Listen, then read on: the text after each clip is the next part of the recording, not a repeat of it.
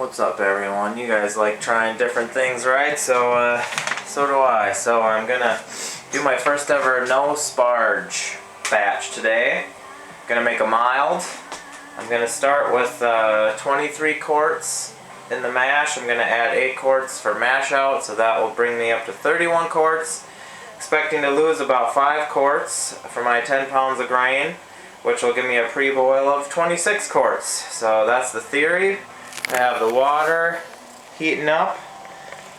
Bring you along for the ride. Hopefully I'll get around 1040-ish end of the day. Normally with 10 pounds of grain I would get more like 1050, so I'm counting for the no sparge. But the idea is to see if I get a different character of maltiness in the beer without doing the sparge, which is what some people say. So we'll see. Also, a quick mention, it was this Brew Your Own from November 2011 that had an article on no Sparge Brewing. So that kind of got me more interested in doing this. Recipe is this dry dock SS Minnow Mild clone through Northern Brewer. Target gravity of 1037. I'll probably hopefully get somewhere on there, maybe a little over. Mash at 156. I'm not going to mash that high. A little bit of East Kent Goldings, 45 minutes, 7.75 ounce. I might just do an ounce. I'm doing 8.625 pounds of Morris Otter to make up for the efficiency loss, and then here's the rest. Yeah, 1968 London ESB. And there we go. Alright. I've got 23 quarts, which is of course a lot more than I would normally be using for the mash. There's a couple ways you can do this no sparge. You can do all of the water that you're going to possibly use in the mash. So you just have to count for how much you think you're going to lose to grain absorption, and then just, you know, use all of the water at once. But what I decided to do is to hold back about 8 or 9 quarts, and then I am going to do a mash out to raise the temperature a little bit, since I can't apply heat to this, you know, this cooler. What I'm not going to do is sparge though. So I'm going to, after the 1 hour mash, I'm going to add 8 or 9 quarts of water to bring it up, but then I'm going to collect my runnings, and that's going to be the first and the only runnings. And then we'll see how much volume I get, and we'll see what the gravity is. Right now, we're aiming for, I don't know, I don't really care exactly. I'm not going to go as high as 156. Maybe in 152-ish or something. See what we get here. Yeah, we're getting to be about in that range. So I'm going to get the temperature set and close it up and let it rest. Alright, it's been an hour. I have 9 quarts of boiling. I kind of was looking at my calculations and I thought, oh, I should...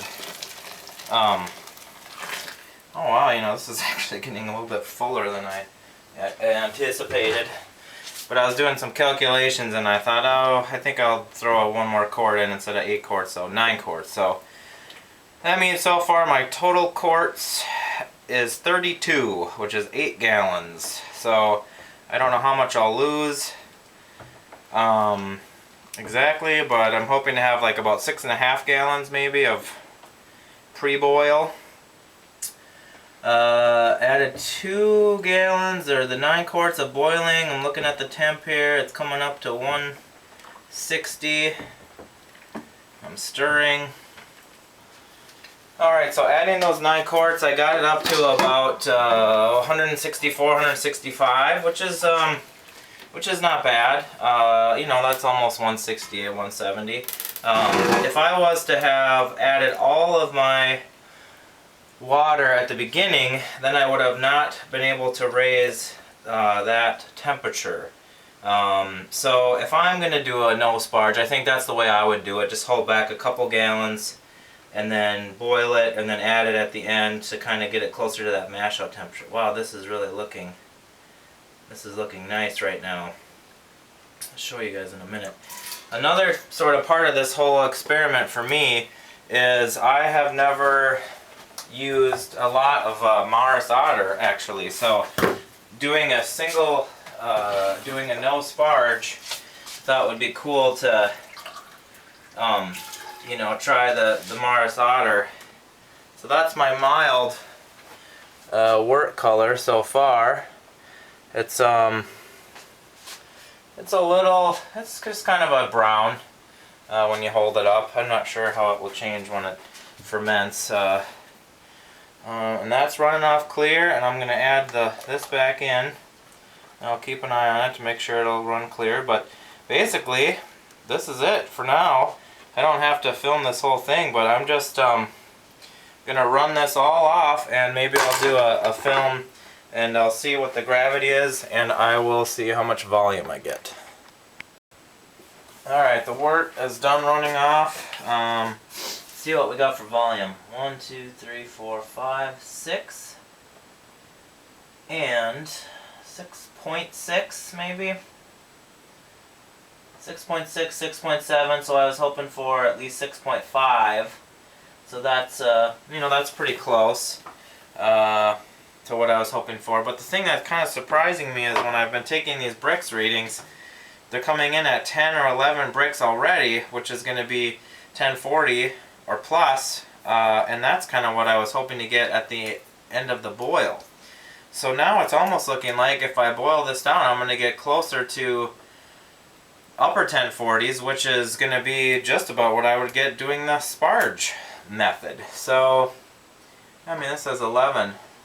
So, we will see, I guess. You know, I heard somebody else say they were surprised that they actually got like about as much efficiency doing it this way as with the sparge. So, basically, I probably won't really film much more now until it's boiled down. Maybe at the end of the day I'll do a final sort of volume and gravity check-in. Alright, it's all done. There's the hydrometer sample. It's 1050. And I got about 5.1 gallons. Here's the 5-gallon line, but then I did add a little bit of a yeast starter, so it's kind of funny. My original calculations of doing 8 quarts for the mash out water would have given me about 5 gallons exactly. So I'm not sure exactly what to make of it. 66 degrees. I've got about the same gravity as I would have with a sparge, so I'm not really sure what happened.